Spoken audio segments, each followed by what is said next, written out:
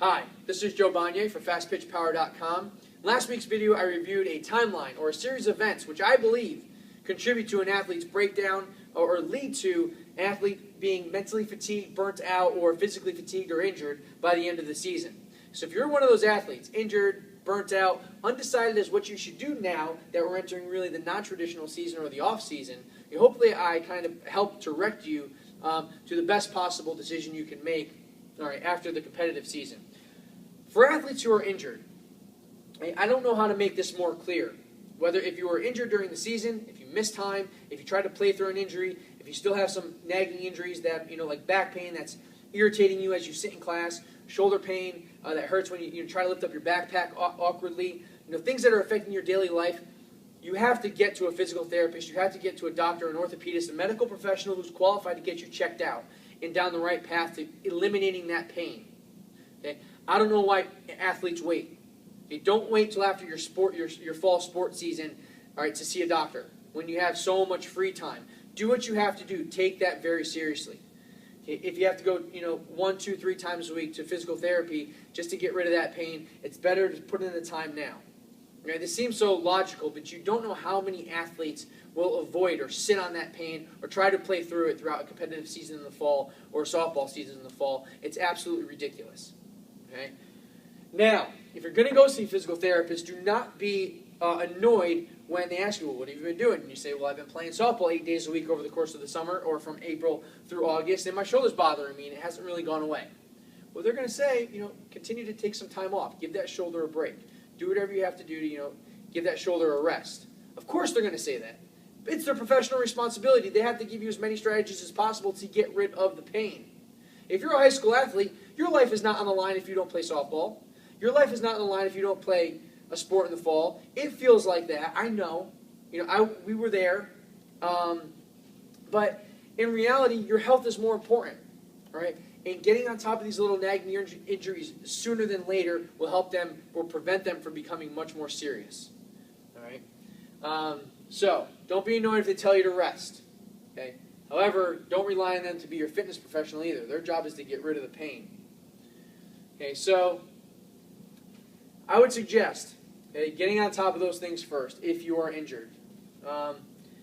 If you're mentally burnt out, just generally just undecided as to what your softball future is going to be. Okay, rest is a good option. Just get away from it. Focus on try to direct your interests elsewhere. Your focus elsewhere in school or playing another sport. This doesn't seem very scientific, but I believe that you have to do whatever you think you need to do to become re-enthusiastic about softball once the winter workouts begin. So that's really, again, commonsensical approach to getting back in softball shape. Just get away from it. It's hard to do because you think you're going to fall behind developmentally, which is totally false. If you follow my philosophy, at least, about how athletes develop, you need to be doing a whole bunch of stuff, including other sports and fitness. Have a well-rounded base or foundation of physical skills and physical capacities to become as good as you can be in softball. If you just play softball all year round, it actually isn't as good as having a well-rounded athletic foundation. Okay, should you move into playing softball? I think we'd answer that question. Physically, if your injury was caused by softball, this is probably not the best answer this fall. Get away from it. Now, I'm not a softball coach, and I'm not really, I wasn't a softball player, so I don't know at this point in time how important softball seasons are. If you're an athlete or a family who feels as though it is essential to play fall ball, to put your athlete or yourselves in a position to be in front of the right coaches or give yourself the right exposure to give yourself the best opportunity to play as far as you can or as long as you can into the future at the college level, you have to do what you have to do. But I'm telling you right now, as a fitness professional, to get healthy, you need to remove this because this is stress. And it's too many months of it consecutively in a row.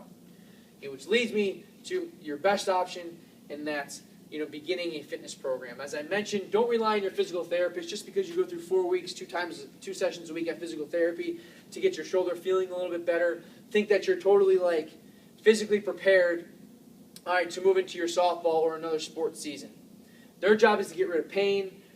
My job, trainers' jobs, are to get you fit enough to endure the stress of softball, of a very long season nowadays, to get you stronger, to get you more durable, to get you faster, and as I mentioned in the previous 2 or 3 videos, right, to build up that fitness base, which allows you to recover from day to day, week to week, weekend to weekend, month to month, and year to year. That's what fitness is all about.